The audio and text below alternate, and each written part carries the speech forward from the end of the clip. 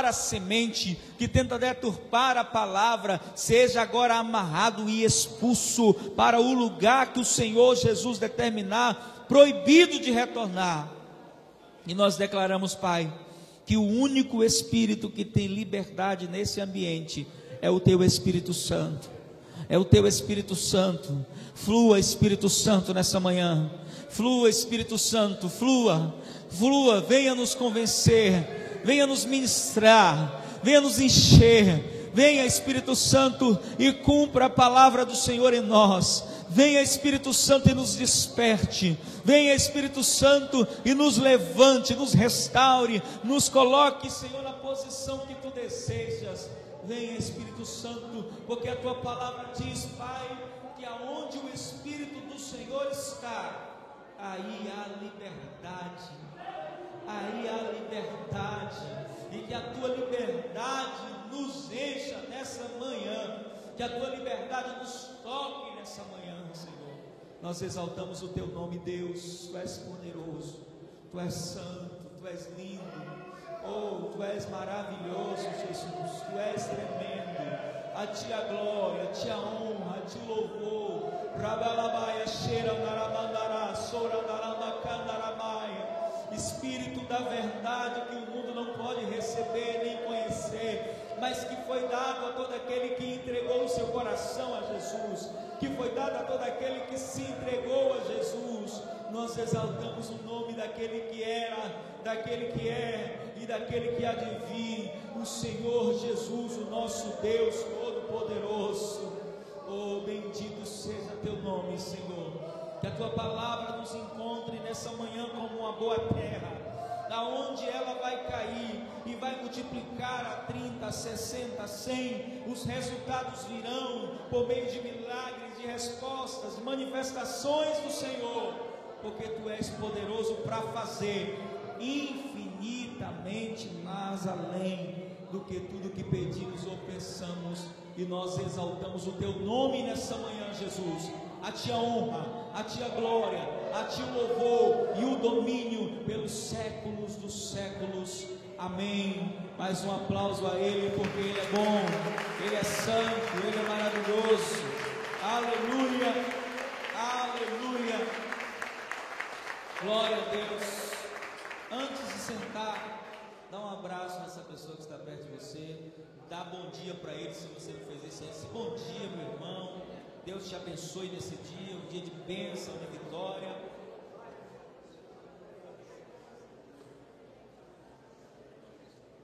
Um dia de respostas do Senhor, amém? Glória a Deus, aleluia. Pode sentar, queridos. Aleluia. Abra sua Bíblia em Gênesis capítulo 26. Quantos puderam estar aqui no dia 1º desse ano, no culto? Quem pôde vir? No primeiro dia da campanha dos 12 dias, quem pôde vir? Quem não pôde? O pastor não pôde, estava viajando, estava de férias, estava cansado, não pôde vir. A maioria, né? Tem uma palavra que o Senhor colocou no meu coração ainda em dezembro do ano passado. Eu voltei a ler a Bíblia, estou lendo a Bíblia novamente, a partir de Gênesis. Quero incentivar você a fazer isso, amém? Se você nunca leu a Bíblia, quem aqui nunca leu a Bíblia inteira? Pastor, nunca li, levanta a mão. Então faça isso esse ano, é muito fácil, parece ser algo complicado. Quando você pega a Bíblia nas mãos, você vê assim um livro grosso daquele, você diz assim, ler isso aqui tudo é muito difícil, mas não é tão difícil quanto você imagina. Deixa eu dar só um exemplo para incentivar você, amém? Se você ler 40 capítulos por dia, o que é quase impossível, quase ninguém consegue fazer isso, você lê a Bíblia inteira em um mês. Preste atenção, se você ler 40 capítulos por dia, você lê a Bíblia inteira em um mês. Se você ler 20, significa que você lê em quantos meses? Se você ler 10 capítulos por dia, você vai ler em quantos meses? 4 meses. Se você ler 5 capítulos por dia, que eu acho que aí não fica difícil para ninguém, em menos de um ano, você lê a Bíblia inteira. Se você for mais ousado, você pode ler a Bíblia inteira 2 vezes no ano. Simples. Você vai ler 10 capítulos por dia. Você lê 5 de manhã, né? Acordou pela manhã, lê 5 capítulos do Antigo Testamento. À noite, ou do Novo Testamento, você escolhe. À noite, você, antes de dormir, você lê mais 5, 10 capítulos. Medita naquilo, né, que você leu e vai incentivando. Por que isso é importante? Você lê a Bíblia. Eu tenho aproximadamente 18 anos na fé, vou fazer 19. Eu não sei quantas vezes eu já li a Bíblia inteira, mas já foi mais de 30. E 18 anos de fé. E todos os anos eu leio a Bíblia inteira pelo menos 2 vezes. E não faço isso porque sou pastor, porque tenho que pregar, não. Eu tenho um princípio comigo, que mantenho ele, de que eu leio a Bíblia para me alimentar, para comer o pão. Sabe aquela comida saborosa que quando você olha para ela, sente água na boca? A Bíblia para mim é esse pão.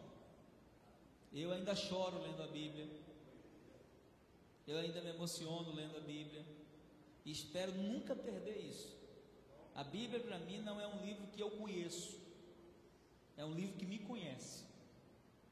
Então, quando eu leio a Bíblia, eu não conheço mais a Bíblia, eu conheço mais a mim, e começo a descobrir o quanto Deus tem interesse em mim, o que Deus espera que eu faça, como é que Deus quer que a minha postura seja. E aí tem uma fala que eu gosto muito, não sei quem é o autor, que diz assim: quando eu leio a Bíblia, na verdade é a Bíblia que me lê, e a Bíblia vai revelando aquilo que está errado na minha vida, e eu tenho a responsabilidade de usar a palavra como Davi. Ele diz assim: escondi a tua palavra no meu coração para não pecar contra ti. E no mesmo salmo ele diz: lâmpada para os meus pés é a tua palavra, e luz. É como se ele estivesse dizendo: você só vai andar até onde você tem luz. Ou seja, se você conhece pouco da palavra, a sua caminhada será limitada. Se você conhece mais ou menos, vai ser mais ou menos. Agora, se você procura apresentar-se a Deus aprovado, como obreiro que não tem que se envergonhar, mas que maneja bem a palavra do Senhor, aí tudo muda na sua vida. Amém? Então faça isso esse ano. Se você nunca leu a Bíblia inteira, coloque esse propósito no seu coração. Não é uma tarefa difícil. Da forma que eu falei, deu para você perceber que não é uma tarefa difícil. É uma tarefa muito fácil.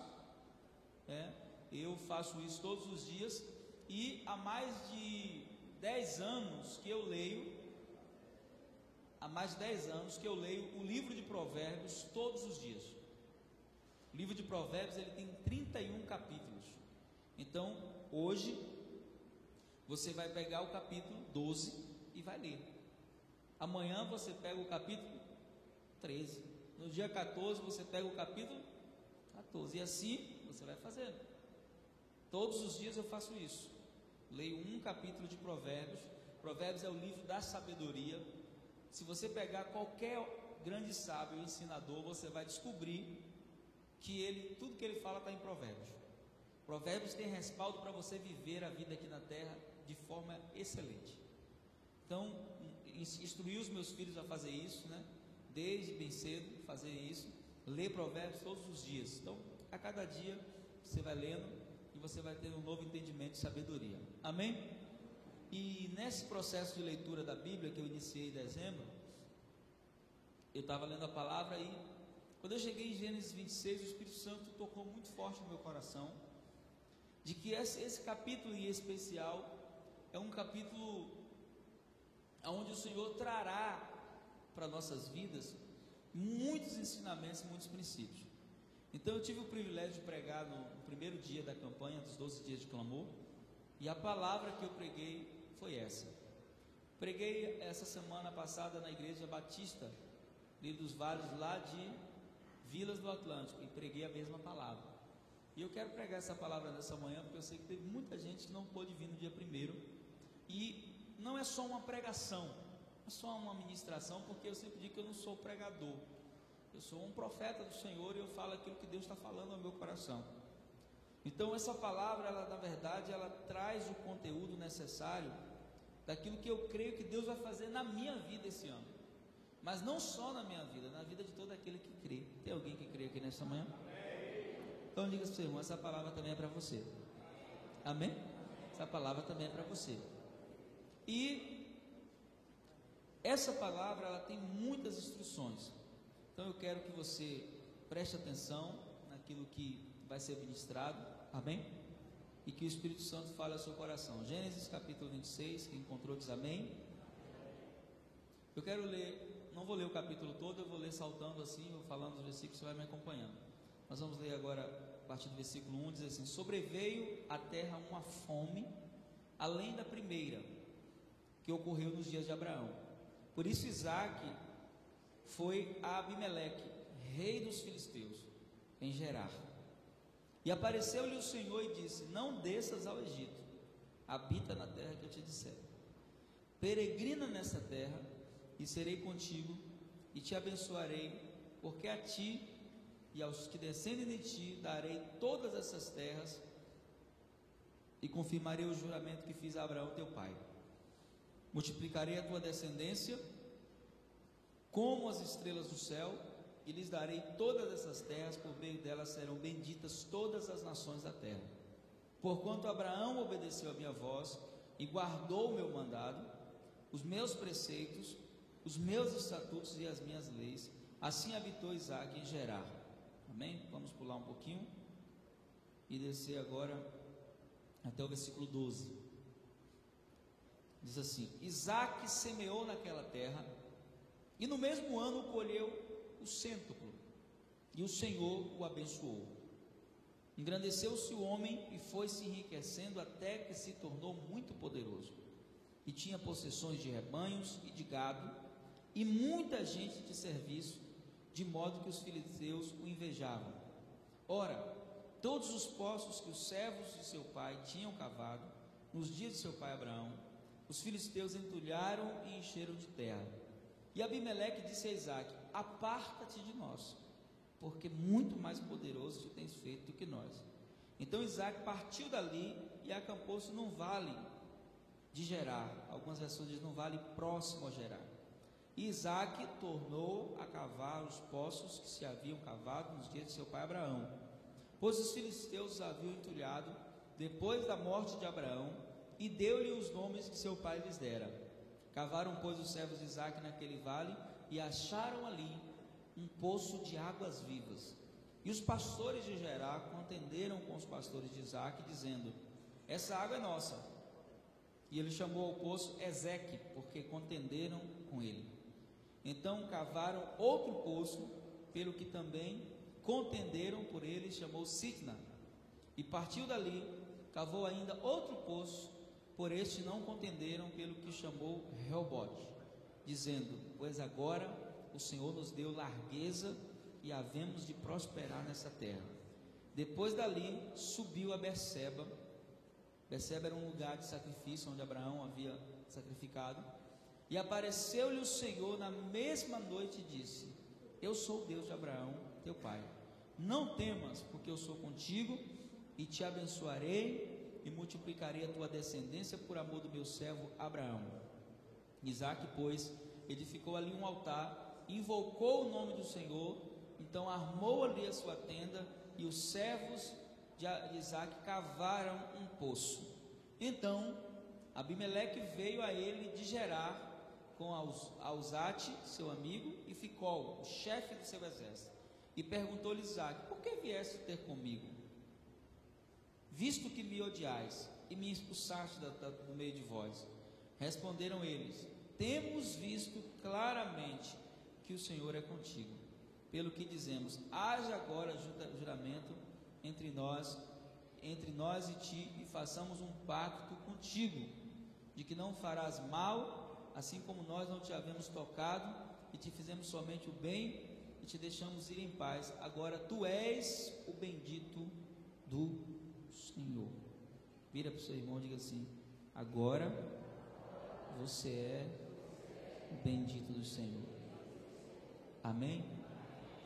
Essa palavra, ela é uma palavra, um capítulo poderoso do livro de Gênesis, um capítulo cheio de revelações e mistérios de Deus, porque mostra o segredo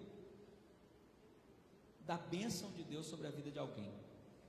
Isaac, ele tinha uma promessa de Deus, uma promessa que não havia começado com ele, a promessa havia começado com seu pai Abraão. E Deus é um Deus de aliança. O nosso Deus, ele preserva as suas alianças. A gente pode até se esquecer da aliança que fizemos, mas Deus não. Deus é o Deus que se revela por meio da aliança. A aliança para Deus é um compromisso sério que pode durar gerações. E pela aliança que Deus tinha com Abraão, Isaac, ele herdou toda a bênção que Deus havia liberado sobre Abraão. Só que a grande maravilha disso tudo é que a mesma bênção que estava na vida de Isaac, diga comigo, a mesma bênção, mais forte, a mesma bênção está sobre nós. Você recebe isso? Que a mesma bênção que estava sobre Isaac está sobre nós. Por que, pastor, que está sobre nós? Porque o Senhor diz: em ti serão benditas todas as nações da terra. Mas não só isso, a Bíblia diz que os que são da fé, quantos aqui são da fé? Os que são da fé são abençoados ou são benditos com o crente Abraão. E eu e você, nós somos da fé. Amém? Nós somos da fé. E quando nós entendemos isso, que a bênção que estava sobre a vida de Isaac está sobre as nossas vidas, nós temos que cumprir os princípios daquilo que o Senhor tem por meio das nossas vidas e aquilo que Ele deseja fazer. E Isaac, ele viveu circunstâncias difíceis, mesmo tendo a bênção. Amém? Ter a bênção não significa que você não vá viver circunstâncias difíceis. Mesmo tendo a bênção sobre a vida dele, ele viveu circunstâncias difíceis, como por exemplo a fome.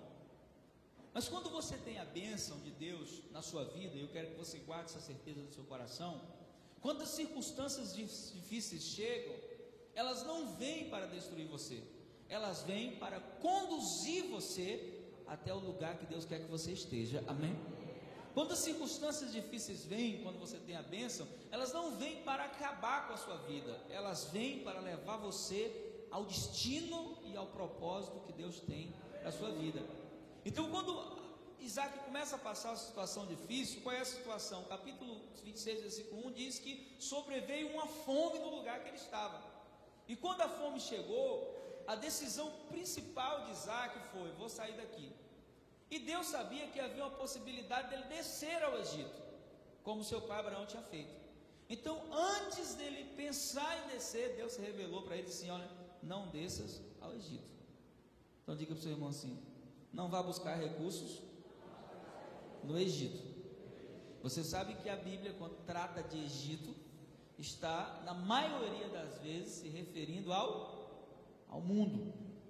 E muitas pessoas, quando começam a passar situações difíceis na igreja, na presença do Senhor, ao invés de se refugiarem em Deus, ou de buscar um conselho certo, elas se refugiam no Egito e acaba buscando o conselho de ímpio.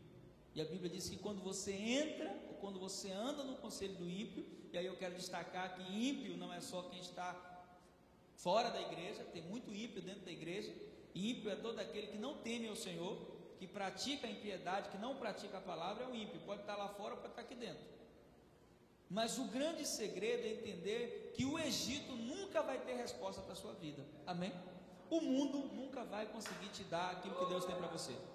Por melhor que seja a proposta do mundo, ela nunca vai cumprir o propósito que Deus tem para a sua vida. Então o conselho de Deus é: não desça ao Egito, você vai descer para onde você quiser ir. E ele sabia que ele queria ir para Gerar. E quando ele vai para Gerar, Deus dá um conselho para ele. O conselho era, versículo 2: apareceu-lhe o Senhor e disse: não desça ao Egito, habita na terra que eu te disser. E nós descobrimos que essa terra é a terra de Gerar. Peregrina nessa terra. Faz o quê? Sabe o que significa peregrinar? Sabe o que Deus, quando Deus fala conosco assim, peregrina, a palavra peregrinar significa não fique parado. Diga para o seu irmão: não fique parado. Amém? Sabe por quê? Porque quando você para, tudo para. Quando você para, tudo para, porque tudo que é de Deus se move. O reino de Deus, nesse exato momento, está se movendo nas regiões celestiais. Existe guerra entre anjos e demônios, existe anjos que foram liberados para te abençoar e demônios que não querem deixar isso acontecer, mas o nosso exército é maior e a gente sabe que a bênção vai chegar. Mas o mundo espiritual, ele é um mundo de movimento. O mundo espiritual não para. A gente às vezes está adorando a Deus aqui com canções, nós paramos de cantar, mas a adoração nos céus continua, porque Ele é adorado de eternidade a eternidade. Então, o mundo espiritual é um mundo de movimento. E uma das estratégias de Satanás mais fortes para nos impedir de alcançar o que Deus tem para nós é nos parar. Então eu quero profetizar na sua vida que esse ano será um ano que você vai peregrinar nessa terra. O que é peregrinar, pastor? Não é sair sem destino. Peregrinar é caminhar etapa após etapa dentro do propósito que Deus tem para a sua vida, e você vai fazer isso e você vai chegar aonde Deus quer que você chegue, e quando você chegar, o favor de Deus vai te alcançar, o propósito de Deus vai se cumprir na sua vida, amém? Então Deus falou assim: olha, Isaac, faça uma coisa, não fique parado. Por que Deus está dizendo isso? Porque Ele falou: olha, se você ficar parado, as pessoas vão começar a olhar o que eu estou fazendo na sua vida, é como se Deus estivesse dizendo para ele, e vão começar a ter inveja de você, vão começar a querer o que eu vou dar para você. E Isaac, ele não obedece a esse primeiro conselho, ele não peregrina, ele chega na terra e ali ele para. E aí quando ele para, começa a surgir confusão. Diga assim para o seu irmão: se você parar, começa a